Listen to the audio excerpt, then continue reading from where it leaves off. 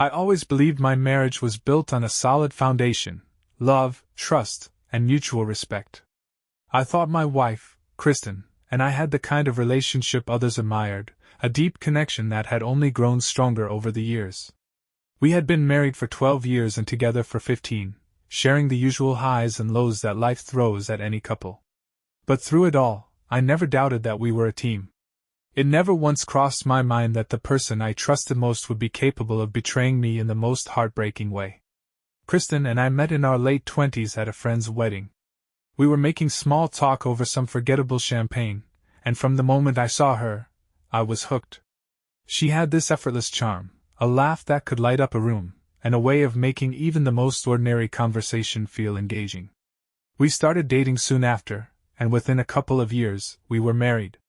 Looking back now, I can't help but realize how naive I was to believe that love alone could protect us from the slow erosion of time and temptation.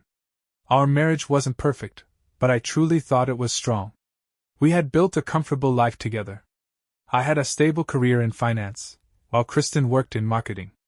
We owned a home in a quiet suburban neighborhood, spent weekends on little getaways, and hosted dinner parties with friends. From the outside, our marriage looked like the perfect picture of happiness and success. But hindsight is a cruel thing, and now I see that the cracks had started forming long before I ever noticed. Kristen had always been adventurous, someone who thrived on excitement and new experiences. She loved to travel, to step into unfamiliar places and soak in the novelty of it all. I, on the other hand, was more grounded. The idea of traveling appealed to me, but work always kept me busy, and honestly, I was content with the life we had at home.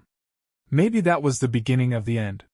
She had an insatiable hunger for adventure, and at some point, I stopped being enough.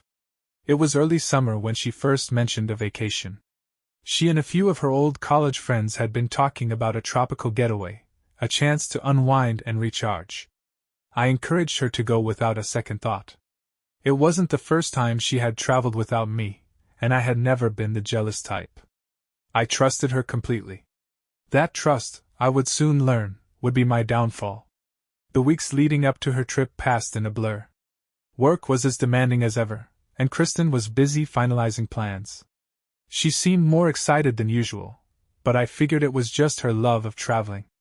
I had no idea I was watching my marriage unravel right before my eyes.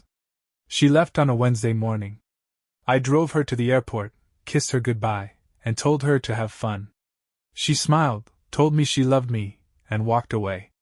I didn't realize that when she boarded that plane, she was also walking away from the life we had built together. After she left, I fell into my usual routine.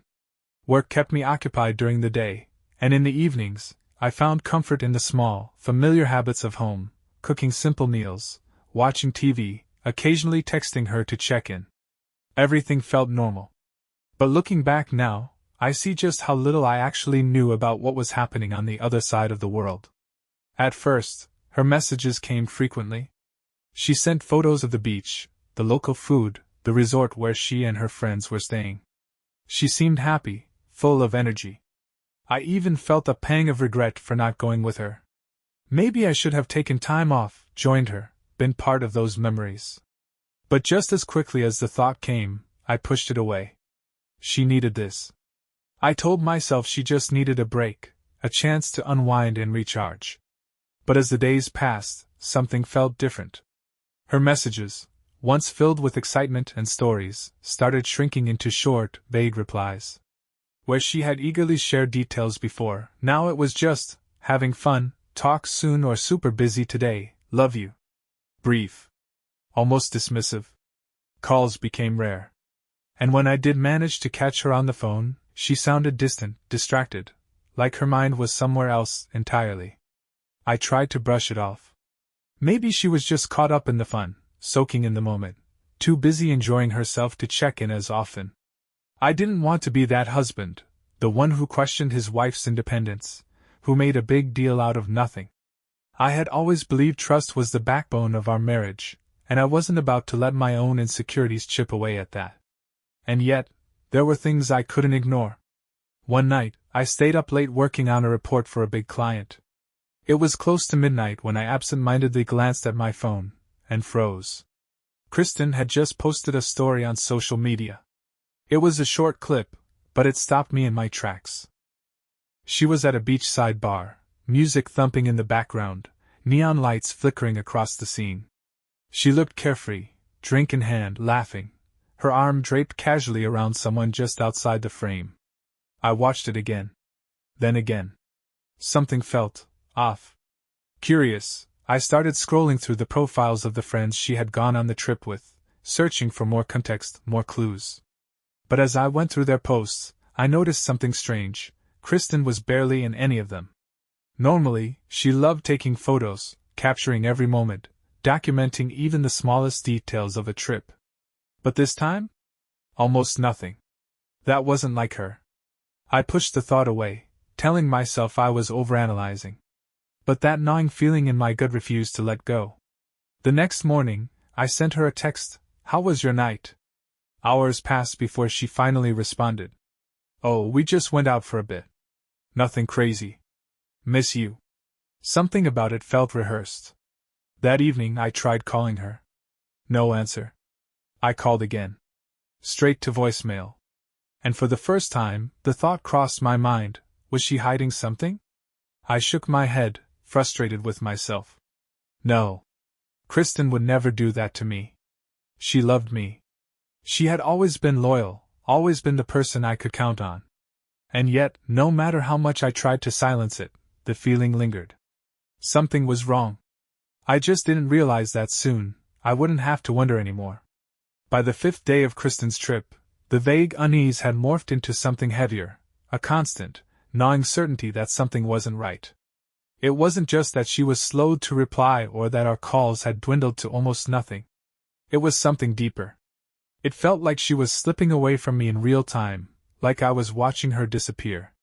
And I had no idea that the truth was already on its way, whether I was ready for it or not. I had never been the type of husband who constantly checked up on his wife or needed constant reassurance.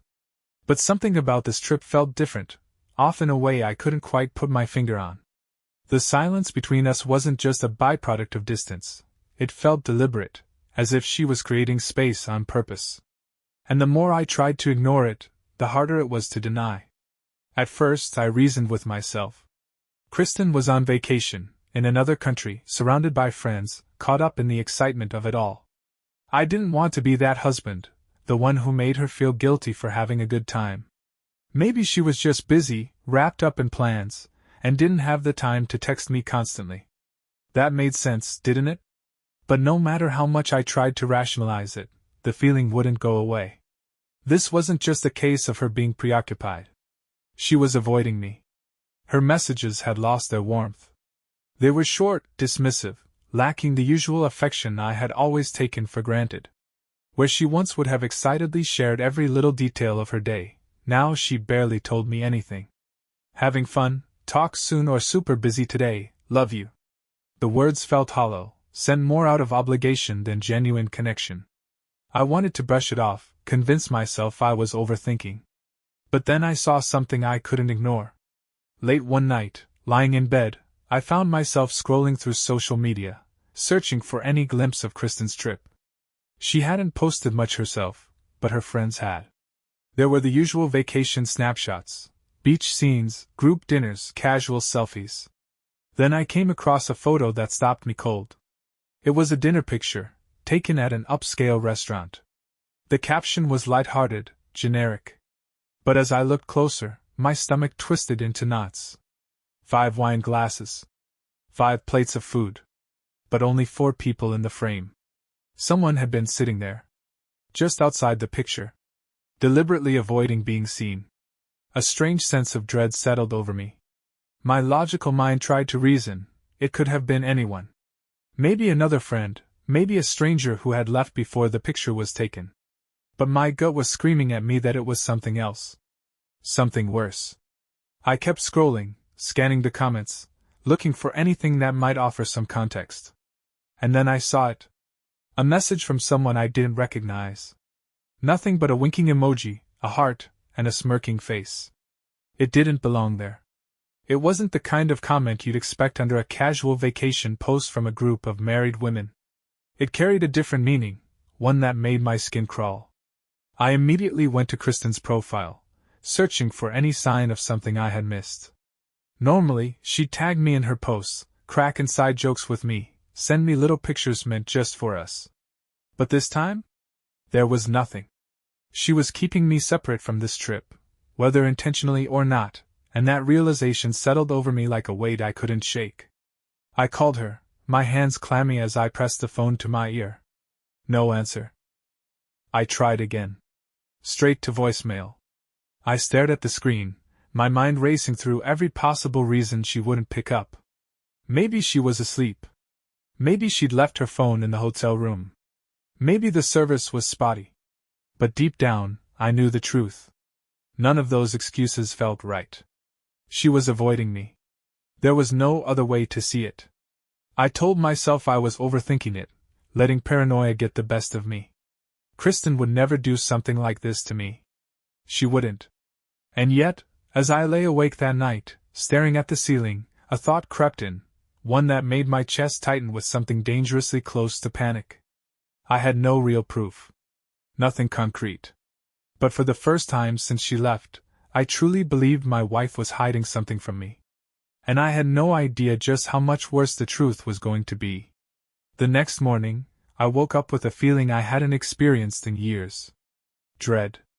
It sat heavy in my stomach, pressing down on me as I got ready for the day. My first instinct was to grab my phone, hoping to see a message from Kristen, something that would make me feel stupid for ever doubting her, something that would make everything normal again. But there was nothing. No missed calls. No texts. No explanation for why she hadn't answered me the night before. It was as if, for the first time in our marriage, I simply didn't exist to her. And that sent a chill through me. I tried to go about my morning as usual, throwing myself into work, pretending everything was fine.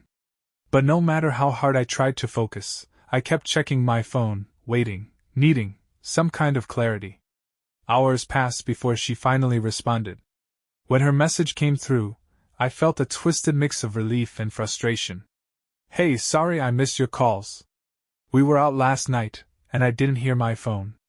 Having an amazing time. Wish you were here. Love you. So casual. So dismissive. Like she hadn't completely ignored me the night before.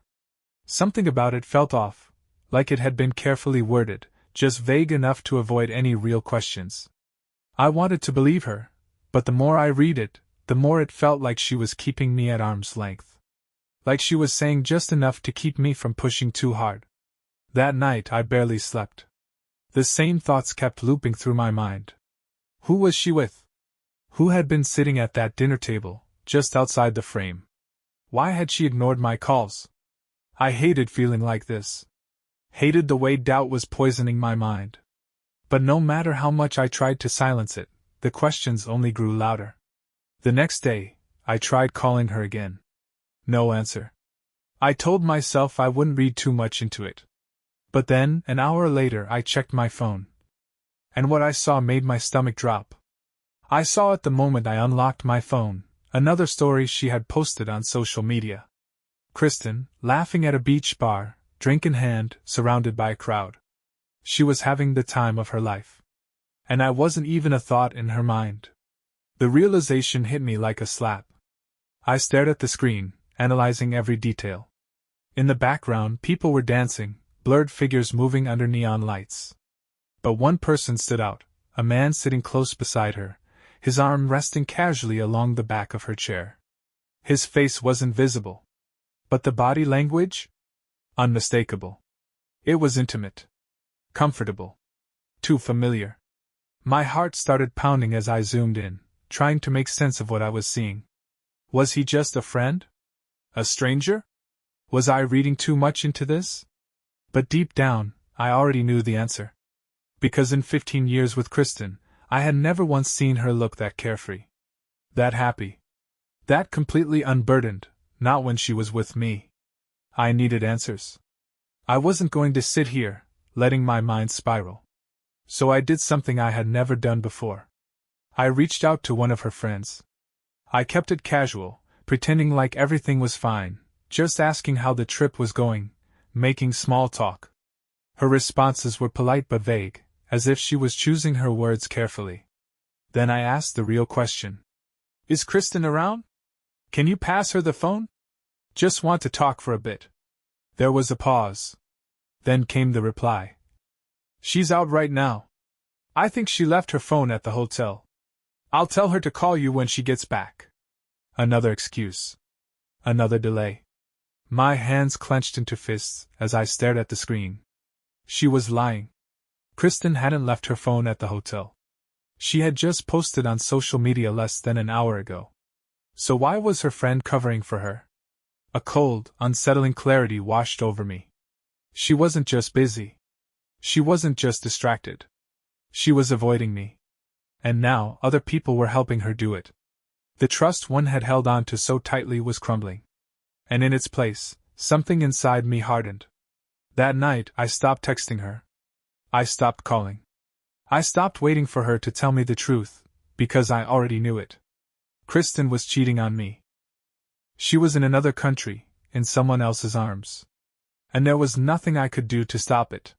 For the first time in my marriage, I felt truly alone. The next day passed in a haze, my body moving through the motions while my mind felt like it was suffocating under the weight of it all. Kristen had made her choice. She was there. With him. And I was here. Powerless. There was a time when I would have dismissed the thought as paranoia. But now, the truth sat before me, undeniable and brutal. The woman I loved. The woman I had built a life with. She was betraying me. And I had no way of knowing just how far it had gone. I didn't call her. I didn't text her. The night before had made one thing painfully clear: she didn't want to talk to me. And I wasn't going to beg for scraps of her attention. But as the hours dragged on, something inside me shifted. The sadness. The confusion. The desperate need to understand. It all began to harden into something else. Anger. I had been patient. I had been trusting. I had been supportive. And this was how she repaid me? By shutting me out while she wrapped herself up in someone else? I had never been the jealous type. Never the kind of man to suffocate my wife with suspicion. And she had used that against me. That evening, my hands were steady as I logged into our shared phone account. I had never done anything like this before. We had always been open with each other, no secrets, nothing to hide. Or at least, that's what I had believed. But now I needed answers. And I wasn't going to get them from her. My heart pounded as I navigated through our shared phone account, scrolling through her call logs. Familiar numbers flashed by: mine, her family's, a few coworkers, until I saw it. A number I didn't recognize. Over and over again. Late at night. Early in the morning. Spaced throughout the days since she had left. Some calls lasted minutes. Others stretched much longer. I copied the number and ran a quick search. No name came up. Just a generic result. But I didn't need confirmation. I already knew who it belonged to. My wife had been talking to another man the entire trip. A sick feeling twisted in my stomach as I gripped the edges of my desk, trying to steady myself. But the room felt like it was closing in around me. Had it started before the trip? Had she planned this from the beginning? Was he a stranger she had met there? Or had he been in her life far longer than I realized? The thought made my stomach churn. Because the longer I stared at those call logs, the clearer the truth became. I wasn't just losing my wife. I had already lost her. That night, for the first time since she left, Kristen called me. My phone vibrated on the table, her name lighting up the screen. I didn't answer. I just watched it ring. Watched the seconds count down until it stopped. A moment later, a text appeared. Hey, I feel like we haven't talked much. Miss you. Let's call soon, okay? A perfect lie dressed up as concern. The same Kristen I had known for 15 years, playing her part so flawlessly that for a split second, I almost believed her. Almost. But not this time. I didn't reply. I couldn't. Not yet. I wasn't going to confront her over the phone. I wasn't going to argue with a woman who had already decided to betray me. I was going to wait. Let her enjoy her vacation. Let her live in the fantasy she had created for herself. And then, when she came home, she was going to face the consequences of what she had done. For now, I'd let her think I was still the trusting husband, oblivious and patient. But in reality, I was counting down the days. She had no idea what was waiting for her. That night I barely slept. I lay awake in the darkness, my phone in my hand, staring at her unanswered text. Hey, I feel like we haven't talked much. Miss you. Let's call soon, okay? I read it again. And again. Dissecting every word. Feeling my anger grow with each passing second. It was calculated. Carefully worded. Just enough warmth to keep me pacified. Just vague enough to avoid any real explanation. She wasn't reaching out because she missed me. She was doing it to keep up appearances. To keep me in the dark while she continued living this double life. I could picture her now, lounging in some sun-soaked resort, drink in hand, laughing at some joke from the man she had been sneaking away to call. I imagined them together at night. His hands where only mine should have been. Her lips pressed against his. As if the life she had built with me never even existed. I wondered if she thought of me at all. If there was even the slightest trace of guilt in her mind when she sent that message. Or if I had already been erased from her world completely. The worst part? I still didn't know the full extent of her betrayal. The phone calls told me plenty, but they didn't give me the whole picture. Had she met him before the trip? Had they been talking for weeks? Months? Had I been sleeping next to a woman who had already checked out of our marriage long before she stepped onto that plane? The thought made me feel sick. I needed to know more. I logged into our shared phone account again, this time searching through the text logs. My heart pounded as I scrolled past familiar numbers, coworkers, friends, until I saw it. The same number from the call logs. Again and again. My hands trembled as I counted the messages. Dozens of them, spread across the days and nights. But then, my stomach dropped. Some of those messages were marked as deleted before delivery. She had sent something, then erased it before it ever reached the server. A failsafe. In case I ever checked. Kristen had covered her tracks. A sharp, bitter laugh escaped me. This wasn't just some drunken mistake. A lapse in judgment fueled by vacation euphoria. This was deliberate. Calculated. She had planned for this. She had planned for him. For a brief moment, I considered calling her.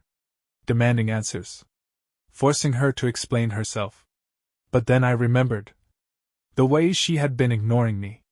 The way her friend had covered for her.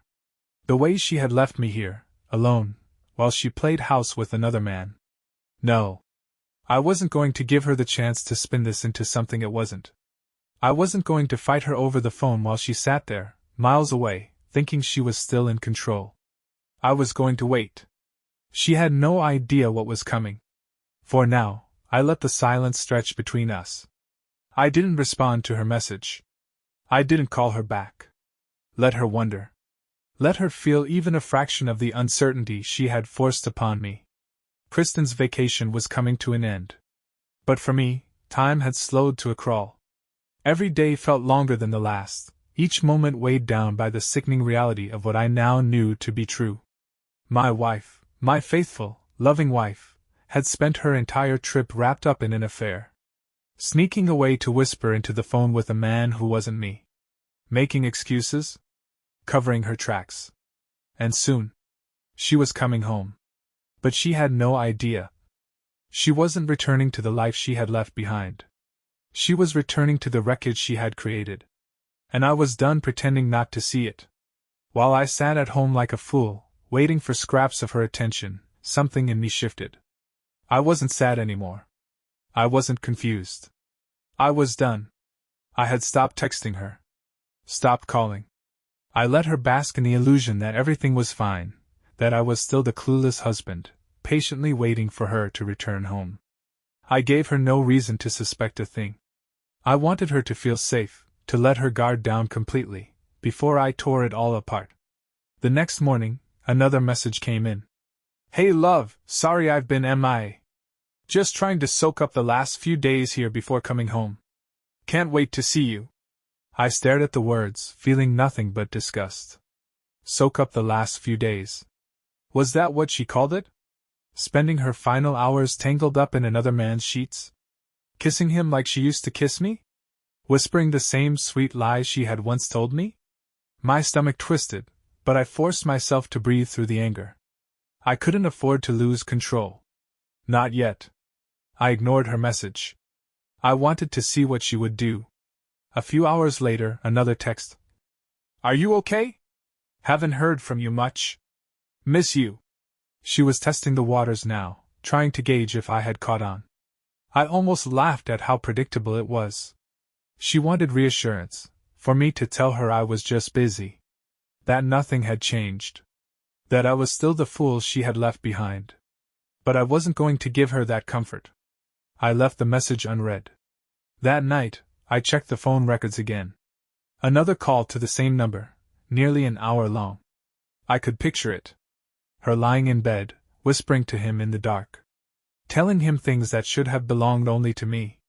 Was she making promises? Telling him she wished she could stay? Saying I love you? I shut my laptop and exhaled slowly. The anger burned beneath the surface now, hot and uncontrollable. But I stayed calm. The moment for confrontation was coming. And when it did, she wouldn't be able to deny a damn thing. The next day, her final message arrived. Flying home tomorrow. Can't wait to see you. And just like that, the clock was set. She was coming back, to our house, to me, as if she hadn't spent the last 2 weeks giving herself to someone else.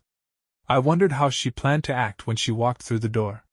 Would she throw her arms around me? Kiss me like nothing had happened? Sit across from me at dinner, laughing, smiling, lying, knowing exactly what she had done. She thought she was coming home to the same life she had left behind. She had no idea she was about to be thrown out of it. Kristen was flying home tomorrow. And I had already decided exactly how this was going to end. No arguments. No explanations. No pathetic excuses. She had made her choice. Now, I was going to make mine. But instead of coming home to her comfortable life, she was about to have everything she'd taken for granted ripped away. At least, that was the plan. But before I could even set it in motion, something completely unexpected happened. That evening, I was sitting on the couch, my eyes on the TV, though I wasn't actually watching it. My mind was elsewhere, running through every possible scenario for the next day. Would she put on a fake smile and act like nothing had happened? Would she try to lie her way out of it? Or would she break down the moment she realized she had lost everything? Just the thought of it had my hands curling into tight fists. Then my phone rang. For a second, I assumed it was Kristen, and I nearly let it go to voicemail like I had so many times before. But when I glanced at the screen, a different name popped up, Ashley. One of Kristen's friends. One of the women she was supposedly on this trip with. A strange feeling settled in my gut as I stared at her name. Ashley and I weren't particularly close. Sure, we'd been around each other plenty of times over the years, but she never once called me. Never had a reason to. The fact that she was reaching out now, on the night before Kristen was supposed to come home, sent every alarm in my head blaring. I picked up. Hey, she said hesitantly, her voice uncertain. I know this is really weird, and I went back and forth about whether I should even call, but I just couldn't keep this to myself. I didn't respond. I just let her talk.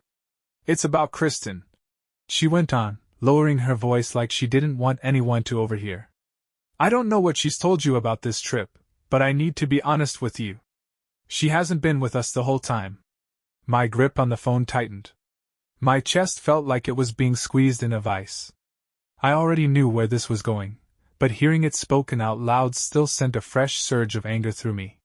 She met someone here, Ashley continued, her tone almost apologetic, like she felt guilty just for being the one to tell me. I don't know how it started, but she's been with him the entire trip. We barely saw her after the first few days, and she's been lying to you, making excuses just so she could be with him. I didn't want to get involved, but I thought you deserved to know. I exhaled slowly, my fingers pressing hard into my palm. Deep down, I had already known. The phone records. The messages. The subtle changes in her social media posts. Every sign had been pointing to this exact truth. But hearing it from someone who had actually been there, someone who had seen it firsthand, made it undeniable. "She's flying back tomorrow," Ashley went on. "And I just couldn't let her walk back into your house and act like nothing happened. I don't know if she plans to tell you, but—" "She won't," I cut in, my voice steady and controlled. "She was never going to tell me." There was a brief silence, then a quiet, "I'm really sorry." I almost laughed at that. Sorry? She wasn't the one who had spent the past 2 weeks betraying me. She wasn't the one who had thrown away years of marriage for a meaningless fling in another country. But I understood why she felt guilty. She had seen it unfold, had stayed silent until now. I thanked her for telling me, ended the call, and sat in the silence of our home. It was strange. The anger that had been simmering inside me for days suddenly cooled, settling into something far colder. This was it, the final confirmation, the last undeniable proof that Kristen had destroyed our marriage before she even set foot back in this house. I stood up and walked to the bedroom, taking it all in. Her clothes, her perfume bottles, the gifts we had exchanged over the years. Suddenly, it all felt foreign, like a stranger had been living here. I wasn't going to let her taint this home any longer. Tomorrow, she would come back expecting normalcy. Expecting me. Expecting us. Tomorrow, she would find nothing but the consequences of her choices. Kristen's flight landed in the afternoon, and by early evening, she was on her way home. I knew this because she texted me before she boarded, a cheerful little message that made my stomach twist. "Can't wait to see you. I missed you so much." As if the past 2 weeks had been nothing more than a temporary separation between two devoted spouses. As if she hadn't spent every night wrapped around another man, whispering those same words to him. I didn't respond. I didn't need to.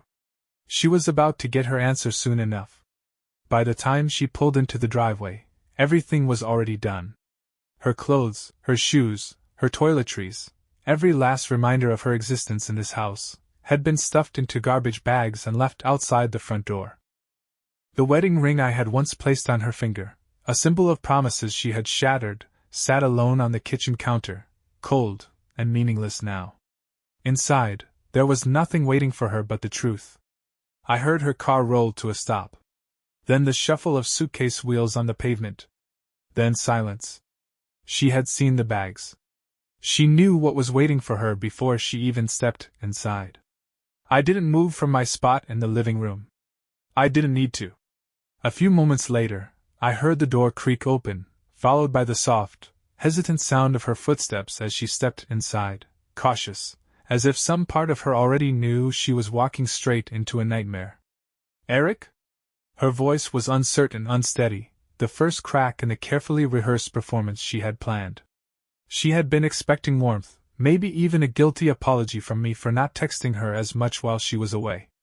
What she hadn't expected was the ice-cold reality she had just stepped into. She took another step, then froze. She saw it. The wedding ring sitting alone on the counter. The empty spaces where her things had once been. I still didn't look at her. I just let the silence stretch between us, heavy and suffocating. Then, finally I spoke, my voice calm, steady, unwavering. "Ashley called me last night." I didn't need to say anything else. I watched as the color drained from Kristen's face, as the truth slammed into her like a freight train. Her lips parted, but no words came out. Because she knew. She knew that I knew. And there were no more excuses, no more lies she could tell to twist this into something it wasn't. "Get out," I said simply. Her eyes widened in panic. "Eric, wait." She glanced at the bags outside, then back at me, and I could see it happening, the desperate scramble, the frantic attempt to piece together an excuse, to come up with some pathetic, last-minute way to salvage what she had so carelessly destroyed. "Please, just let me explain." "Explain what?" For the first time, I looked at her, my voice sharp now, cutting through her pathetic plea. "Explain how you spent the last 2 weeks screwing another man while I sat at home like a fool? Explain how you looked me in the eye and lied, again and again? Explain how you made your choice?" I gestured toward the door. No, Kristen. There's nothing left to explain. You made your decision. Now you get to live with it. Her eyes filled with tears, but I felt nothing. Not anger. Not sadness. Just emptiness. I was going to tell you, she whispered. I let out a short, hollow laugh. Were you? I scoffed. When? After you unpacked? After you kissed me like nothing had happened? After you climbed into our bed, into my arms still reeking of another man? I shook my head. Don't insult me, Kristen. You were never going to tell me. You were going to keep this secret for as long as you could. She broke then, sobs racking her body as she covered her mouth with her hand, as if she could somehow hold in. But I wasn't moved. Not even a little. You don't understand. She tried again, desperation creeping into her voice. It was a mistake. I cut her off before she could even finish. No. Forgetting to pick up milk from the store is a mistake. Saying something stupid in the heat of an argument is a mistake. Cheating on your husband for 2 weeks straight while dodging his calls? That's not a mistake, Kristen. That's a choice. And you made yours. Now get out of my house. Her face crumpled, but I was done. Done listening. Done caring. Without another word, I walked past her, pulled the front door open, and stepped aside, leaving the path clear for her to leave. For a moment, she just stood there, as if she was still waiting for me to change my mind. To soften. To forgive. But she didn't realize something. She had already lost me. I had loved her once. Given her my trust, my loyalty, my entire life. And she had thrown it all away like it meant nothing. So I stood there, silent and unmoved, as she finally reached for her bags with trembling hands and walked out of my life. I didn't wait to see if she looked back. I shut the door behind her. And just like that, it was over. The moment the door clicked shut, an eerie silence settled over the house. For the first time in years, I was truly alone. But instead of feeling lonely, all I felt was relief. The weight I had been carrying for weeks, the late-night doubts, the unanswered messages, the sickening pit in my stomach, was gone. I wasn't waiting for the truth anymore. I wasn't questioning, wondering, second-guessing. I knew. And now, so did she. I sat back down in the living room, my eyes landing on the wedding ring still sitting on the counter. The symbol of everything we had built together, now nothing more than a meaningless object. Just like the vows she had shattered. Then, the inevitable happened. My phone buzzed. Once. Twice. Then again in rapid succession. Kristen. She hadn't even made it out of the driveway before she started clawing her way back in. Please, just talk to me. Eric, I swear, it was a mistake. It didn't mean anything. Please don't do this. I love you. Can we just talk? I let the messages pile up, unread and unanswered. She wasn't sorry for what she had done. She was sorry she had been caught. Sorry that her perfect little lie had come crashing down around her. Because if Ashley hadn't called me, if I hadn't found out, Kristen would have walked through that door with a smile, kissed me like nothing had happened, unpacked her bags, and slipped right back into our life, like the last 2 weeks had never even existed. But now, she had lost control of the narrative, and she was desperate to get it back. The calls started first. One. Then another. Then another. Each one ringing out into silence. I could picture her in her car, frantically redialing, her hands trembling, panic creeping in as she realized I wasn't giving her what she wanted. When the calls failed, the voice messages began. The first was pure desperation, her voice thick with tears. Eric, please. I don't even know where to go. Please talk to me. The second was an excuse. It wasn't what you think. It was stupid, meaningless. I just got caught up in the moment. The third was bargaining, her voice breaking. I'll do anything, Eric. Please don't throw this away. We can fix this. We can go to therapy, we can work through it. Please, I'll prove to you this was just a mistake. I listened to every single one, letting her words fill the room. And I felt nothing. No sympathy. No sadness. No temptation to answer. She was right about one thing. it wasn't what I thought. It was worse. Because I had spent years believing in this woman, trusting her, building a life with her. And she had torn it all apart like it was nothing.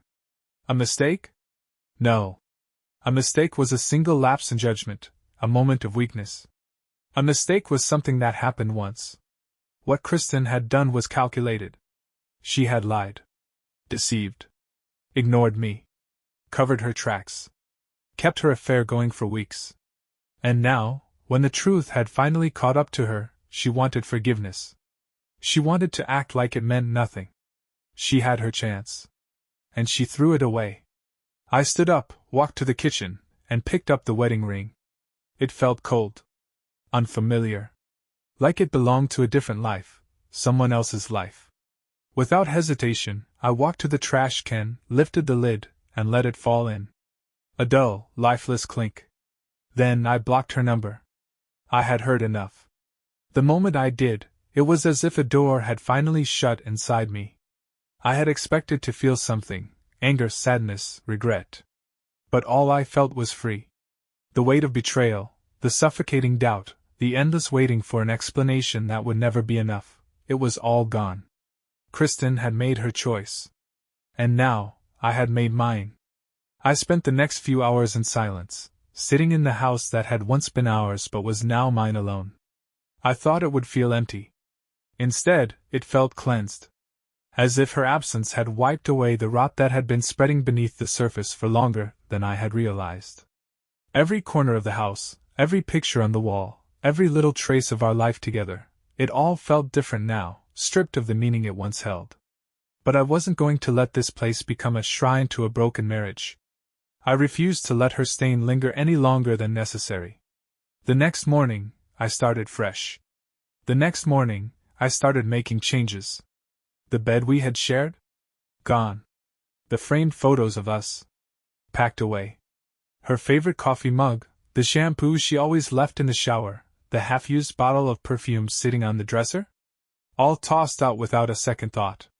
I wanted no trace of her in my home. No lingering reminders of the woman who had so effortlessly betrayed me. It didn't take long for the messages to start rolling in from mutual friends. Apparently, Ashley had spread the news faster than I expected. Some people offered their support, while others tried playing mediator. Maybe you should hear her out. She made a mistake. Does it really have to end like this? You guys were so good together. Are you sure you can't fix it? I ignored them all. What was there to fix? She hadn't accidentally stumbled into another man's arms. She had knowingly, willingly, and repeatedly chosen to betray me. That wasn't a mistake, it was a conscious decision. And now, she had to live with it. A few days later, my lawyer had the divorce papers ready. I told him there would be no negotiations, no drawn-out discussions. Kristen wasn't getting a second chance, and she sure as hell wasn't getting anything more from me than what the law required. When the papers were finalized, I had them delivered to her sister's house, where I assumed she was staying, since she no longer had a place here. Not long after, my phone rang again. A new number. Kristen. I let it ring. Then came the email. Eric, I don't know if you'll even read this, but I just need you to know how sorry I am. I made the biggest mistake of my life, and I hate myself for it. I can't take it back, but I will regret it for the rest of my life. I still love you. I will always love you.